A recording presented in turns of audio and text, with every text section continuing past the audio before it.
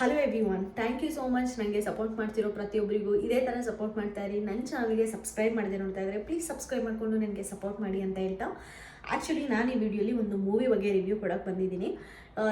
ಇದು actually movie ಬಂದುಬಿಟ್ಟು Telugu movie.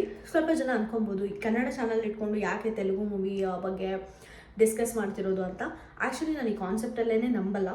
Telugu movie ಆಗಲಿ, ಕನ್ನಡ ಮೂವಿ ಆಗಲಿ, ಯಾವುದೇ ಮೂವಿ ಆಗಲಿ, ಒಂದು ಸ್ಟೋರಿ ಚೆನ್ನಾಗಿತ್ತು ಅಂದರೆ, ಒಂದು ಡೈರೆಕ್ಷನ್ ಚೆನ್ನಾಗಿತ್ತು ಅಂದರೆ, ಆ ಮೂವಿ ಚೆನ್ನಾಗಿತ್ತು ಅಂದರೆ ಎಲ್ಲರೂ ಎಂಕರೇಜ್ ಮಾಡಬೇಕಾಗುತ್ತೆ. ಬೇಸಿಕಲಿ ನಾನಿವಾಗ ಮೂವಿಗೆ ರಿವ್ಯೂ ಕೊಡೋಕೆ ಹೊರಟಿರೋದು ಟಿಲ್ಲು ಸ್ಕ್ವೇರ್ ಅಂತ.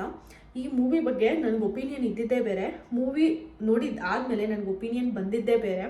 ಸೀರಿಯಸ್ಲಿ ನನಗೆ ರಿವ್ಯೂ ಮಾಡಲೇಬೇಕು ಅನ್ನಿಸ್ತು ಈ ಮೂವಿಗೆ. ಅದಕ್ಕೋಸ್ಕರ ನಾನು ಯಾವ ಲ್ಯಾಂಗ್ವೇಜ್ ಆದರೂ ಪರವಾಗಿಲ್ಲ ಅಂದ್ಬಿಟ್ಟು ನನ್ನ ಕನ್ನಡ ಚಾನಲಲ್ಲೇ ಈ ಮೂವಿ ಬಗ್ಗೆ ರಿವ್ಯೂ ಮಾಡ್ತಾಯಿದ್ದೀನಿ.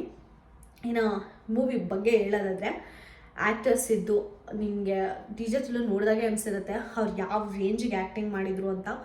ಇದರಲ್ಲೂ ಅಷ್ಟೇ ಸಖತ್ತಾಗಿ ಆ್ಯಕ್ಟಿಂಗ್ ಮಾಡಿದ್ದಾರೆ. ಸ್ಟಾರ್ಟಿಂಗಲ್ಲಿ ಒಂದು ಸ್ವಲ್ಪ ಡಿ ಜೆ ಆಗಿ ಫುಲ್ ಆ್ಯಟಿಟ್ಯೂಡಾಗಿ ಒಂದು ಇನ್ನೋಸೆಂಟು, ಬಟ್ ಆದರೂ ಇವ್ರಿಗೊಂದು ಸ್ವಲ್ಪ ಅವರೇ ಬುದ್ಧಿವಂತ ಅಂತ ಅಂದ್ಕೊಳ್ತಾರೆ, ಬಟ್ ಅವ್ರು ತುಂಬ ಇನ್ನೋಸೆಂಟು. ಆ ಥರ ಫಸ್ಟ್ ಹಾಫಲ್ಲಿ ತುಂಬ ಈಸಿಯಾಗಿ ಇದರಲ್ಲಿ ಕಾಣಿಸ್ತಾರೆ. ಅವರು ಒಂದು ಫೇಸಲ್ಲಿ ಎಕ್ಸ್ಪ್ರೆಷನ್ ಮಾಡಿದ್ರು ಕೂಡ ತುಂಬ ನಗು ಬರೋ ಥರ ಇರುತ್ತೆ. ಅಷ್ಟು ಕಾಮಿಡಿ ಆಗಿರುತ್ತೆ.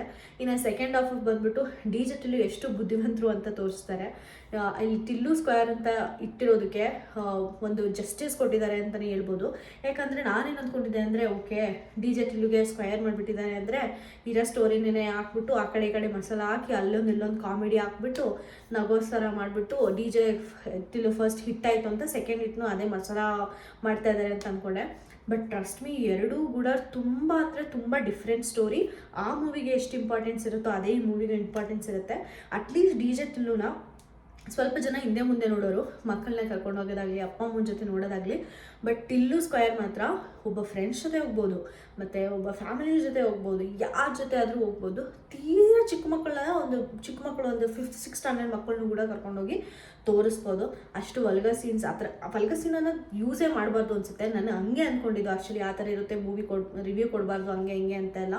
But it's really very nice comedy, entertainment and also ಒಂದು ಡಿರೆಕ್ಷನಲ್, ಒಂದು ಸ್ಟೋರಿ ಕಾನ್ಸೆಪ್ಟ್ ಮೂವಿ ಅಂತಲೇ ಹೇಳ್ಬೋದು. ತುಂಬ ಅಂದರೆ ತುಂಬ ಚೆನ್ನಾಗಿ ಕ್ರಿಯೇಟ್ ಮಾಡಿದ್ದಾರೆ. ಡೈರೆಕ್ಷನ್ ಅಷ್ಟೇ ಚೆನ್ನಾಗಿದೆ. ಸಿದ್ದು ಅವ್ರ ಆ್ಯಕ್ಟಿಂಗ್ ನೆಕ್ಸ್ಟ್ ಲೆವೆಲ್ಲು. ನಾನು ಸ್ಟಾರ್ಟಿಂಗ್ ಅನುಪಮ ಅವ್ರನ್ನ ಯಾಕೆ ರಾಧಿಕಾ ಅವ್ರನ್ನ ಅಂತ ಕರೆದ್ರು, ಇವ್ರ ಸ್ಟೋರಿ ನೋಡಿದ್ರೆ ಇಷ್ಟು ಚೆನ್ನಾಗಿದೆಯಲ್ಲ ಅಂತ ಅಂದ್ಬಿಟ್ಟು ನನಗೆ ಶಾಕ್ ಆಯಿತು. ಮೋಸ್ಟ್ಲಿ ಇದಕ್ಕೆ ಅನುಪಮ ಪರಮೇಶ್ವರ್ ಅವರು ಒಪ್ಕೊಂಡಿರ್ತಾರೇನೋ ಮೂವಿ. ಮೋಸ್ಟ್ಲಿ ಸ್ಟಾರ್ಟಿಂಗ್ ರಾಧಿಕಾ ಹೆಂಗಿದ್ರು ಡಿಜು ಟಿಲ್ಲು ಅಲ್ಲಿ, ಆ ಥರ ಇದ್ದಿದ್ರೆ ಮೋಸ್ಟ್ಲಿ ಈಗ ಅನುಪಮ ಪರಮೇಶ್ವರ್ ಅವರು ಈ ಸ್ಟೋರಿನ ಒಪ್ಕೊಂಡಿರ್ತಿರ್ಲಿಲ್ವೇನೋ ಅನ್ನೋ ಥಾಟ್ಸ್ ಬಂದುಬಿಡುತ್ತೆ ನಿಮಗೆ. ಸ್ಟಾರ್ಟಿಂಗ್ 20 minutes ನೋಡಿದಾಗ ಅನುಪಮ ಪರಮೇಶ್ವರ್ ಅವರು ಹೀರೋಯಿನ್ ಅಲ್ವಾ, ಸೂಪರ್ ನೈಸ್ ಹೀರೋಯಿನ್. ಸೊ ಅವ್ರ ಮೇಲೆ ಈ ಥರ ಸ್ಟೋರಿ ಮಾಡಿರ್ತಾರ, ಈ ಥರ ಮುಂದೆ ಏನಾಗಿರ್ಬೋದು, ಅವ್ರು ಯಾಕೆ ಹಿಂಗೆ ಆಡ್ತಿದ್ದಾರೆ ಅಂತ ಒಂದು ಸೆಕೆಂಡ್ ಎಲ್ಲೂ ಕ್ಲೂ ಕೊಡದೆ ತುಂಬ ಚೆನ್ನಾಗಿ ನರೇಷನ್ ಮಾಡಿದ್ದಾರೆ. ಒಂದು 20 minutes ಅನುಪಮ ಪರಮೇಶ್ವರ್ನ ನೋಡೋದೇ ಬೇರೆ. ಅದಾದಮೇಲೆ ಇನ್ನೊಂದು 20 minutesಲ್ಲಿ ಅವರು ಒಬ್ಬ ಏಜೆಂಟ್ ಹತ್ರ ಏನೋ ಇರುತ್ತೆ, ಇವು ನಾನು ರಿವೀಲ್ ಮಾಡಬಾರ್ದು, ಆ ಥರ ವರ್ಕ್ ಮಾಡ್ತಾ ಇರ್ತಾರೆ. ಹಾಗೂ ತುಂಬ ನೈಸ್ ಆಫೀಸರ್ ಅಂತ ಆಗಿ ಪೋರ್ಟ್ರೇ ಮಾಡ್ಕೊಳ್ತಿರೋ ಅನುಪಮ ಗೌಡ ಯಾಕೆ ಆ ಥರ ಇದ್ದರು, ಮತ್ತು ಡಿ ಜೆ ಟಿಲ್ಲುನೇ ಯಾಕೆ ಆಯ್ಕೆ ಮಾಡಿದ್ರು, ಅವ್ರ ಜೊತೆನೇ ಯಾಕೆ ಇದ್ದರು ಅನ್ನೋದು ಒಂದು ದೊಡ್ಡ ಸಸ್ಪೆನ್ಸು ಈ ಮೂವಿಯಲ್ಲಿ. ನೀವು ಈ ಮೂವಿನ ಹೋಗಿ ನೋಡಿದ್ರೆ ನಿಜವಾಗ್ಲೂ ತುಂಬ ಅಂದರೆ ತುಂಬ ಪೈಸಾ ವಸೂಲ್ ಮೂವಿ ಆಗುತ್ತೆ. ನಿಮಗೆ ತುಂಬ ಇಷ್ಟ ಆಗುತ್ತೆ, ಮತ್ತೆ ಹೋಗಿ ನೋಡಬೇಕು ಅಂತ ಅನಿಸುತ್ತೆ. ಸೊ ಒಂದ್ಸಲ ವಿಸಿಟ್ ಮಾಡಿ ಬನ್ನಿ. ಯಾರಿಗಾದರೂ ಒಂದು ಸ್ವಲ್ಪ ಸ್ಟ್ರೆಸ್ ಇದ್ದರೆ, ಸ್ಟ್ರೆಸ್ ಬಸ್ಟರ್ ಮೂವಿ.